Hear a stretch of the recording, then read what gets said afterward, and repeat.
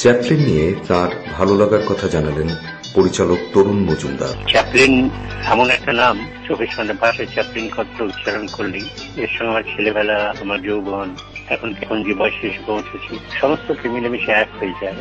এবং তখনও যেরকম চ্যাপলিনকে আমি আমার নিজের বলে ভাবতাম, এখনো চ্যাপলিনকে আমি আমার নিজের বলেই ভাবি। সময়ে চ্যাপলিনকে কিছুতেই পূর্ণ করতে পারছি না, চ্যাপলিনকে কিছুতেই অপ্রাসঙ্গিক করে দিতে পারছি না। এটাই হচ্ছে চ্যাপলিনের সব থেকে বড় কৃতিত্ব। আসলে চ্যাপলিন তার নিজের আত্মজীবনীতেও তার সমস্ত সংগ্রামের কথা বলে গেছেন, কিন্তু যেটা বলা হয়নি সম্ভবত সেটা হচ্ছে এই সিনেমাতে টেকনোলজির এত উন্নতি হওয়া সত্ত্বেও চ্যাপলিন তার ছবিগুলোকে বরাবর এমন সরল চেহারা একটা দিতে চেয়েছেন, সেটা দেওয়া খুবই কঠিন। কেননা ওই চেহারার ভেতর দিয়ে তাকে পোষাতে হয়েছে জীবনের কতগুলো নির্মম সত্য। চ্যাপলিনকে দেখে আমরা হাসি বটে, চ্যাপলিন আসলে একটা কোণঠাসা মানুষ। এই মানুষটা যখন চ্যাপলিন হচ্ছে হিউম্যানিটির প্রতীক আমার নিজের ধারণায়। অনেক সময় তার অনেক কাণ্ড কারখানা দেখে আমাদের হাসি পায়, কিন্তু সেই হাসি রবীন্দ্রনাথ যেরকম বলে গেছেন, হাসির কানায় কানায় চোখের জল যেটা লুকিয়ে থাকে সেটা থাকে চ্যাপলিনের ছবিতে। এবং পরে যত চ্যাপলিন পরিণত হয়েছেন তত তার যে ভেতরকার মতবাদ সেটা আরো সংগঠিত হয়েছে, আরো সেটা স্পষ্ট হয়েছে। যখন সে ভারদূতে চ্যাপলিন বিচারের জন্য তাকে নিয়ে যাওয়া হয়, তুমি স্বীকার করছো অতগুলো খুন তুমি করেছো, তখন চ্যাপলিন তাকে বলেন যে হ্যাঁ, but one murder makes a man a criminal and 1000 a hero. যখন লক্ষ লক্ষ মানুষকে মেরে ফেলা হয় যুদ্ধের নামে, দেশপ্রেমের নামে, তখন সে নায়ক। আমি শুধু আমার বাঁচবার জন্য কয়েকটা খুন করেছি, তার জন্য আজকে আমি আপনার সামনে বিচারের আশায়। Monsieur Verdieu, you have been found guilty. Have you anything to say before sentence is passed upon you? Oui, monsieur, I have. However remiss the prosecutor has been in complimenting me, he at least admits that I have brains.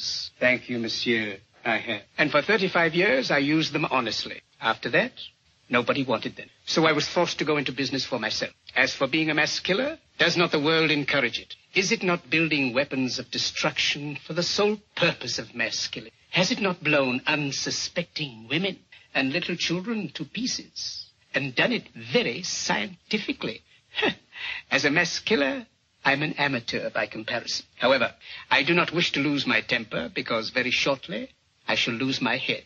Nevertheless, upon leaving this spark of earthly existence, এই যে উচ্চারণ, এটা অত্যন্ত সাংঘাতিক উচ্চারণ, প্রায় একটা বিদ্রোহী উচ্চারণ বলা যেতে পারে। গ্রেট ডিক্টেটরের হিটলারের আদলে তার যে অভিনয়, এগুলো চ্যাপলিনকে অমর করে রেখেছে। আগে আগে আমরা চ্যাপলিনকে দেখতাম সামাজিক ছোটখাটো ইনকনগ্রুইটিস, সেগুলো নিয়ে ঠাট্টা করতে, মজা করতে এবং নিজেকে ভিকটিম বলে ভাবতে। চ্যাপলিন পরিণত হয়েছেন তো তার মধ্যে মনে হয়েছে যে আমার এখন আরো স্পষ্ট ভাবে বলা দরকার, আমি যারা বিশ্বাস করি আগামী পৃথিবীর জন্য, যে কারা অত্যাচার করে আর কারা অত্যাচারিত হয়। এই চ্যাপলিন আমার কাছে চিরকাল পৃথিবীর প্রায় শ্রেষ্ঠ পরিচালক হিসেবে, শ্রেষ্ঠ লেখক হিসেবে এবং শ্রেষ্ঠ অভিনেতা হিসেবে বেঁচে থাকবেন। চলচ্চিত্র সমালোচক গৌতম ঘোষের প্রতিক্রিয়া। চার্লস স্পেন্সার চ্যাপলিন, যিনি চার্লি চ্যাপলিন নামে সারা পৃথিবীর মানুষের কাছে পরিচিত, তিনি একজন আমুদে ভাঁড় হিসেবেই বেশিরভাগ মানুষের কাছে পরিচিত। কিন্তু তিনি শুধুমাত্র তাই ছিলেন না। জীবনে তাঁর অভিনীত ছোট বড় মিলিয়ে ৮৩টা ছবিতে তিনি যেভাবে সমাজের নানান সমস্যার কথা আমাদের জানিয়েছেন এবং তার বিরুদ্ধে নিজে প্রতিবাদী হয়ে মানুষকে প্রতিবাদী হতে শিখিয়েছেন, তা অনন্য। তিনি একাধারে ছিলেন প্রযোজক, পরিচালক, অভিনেতা, তার চিত্রনাট্য রচনাকার, শিল্প নির্দেশক, এমনকি একজন সঙ্গীত পরিচালকও ছিলেন তার নিজের ছবির। তার প্রত্যেকটি ছবিতে তিনি সমাজের যা কিছু অবহেলিত, যে সমস্ত মানুষেরা শোষিত, নিপীড়িত, তাদের কথা বারবার তুলে ধরেছেন।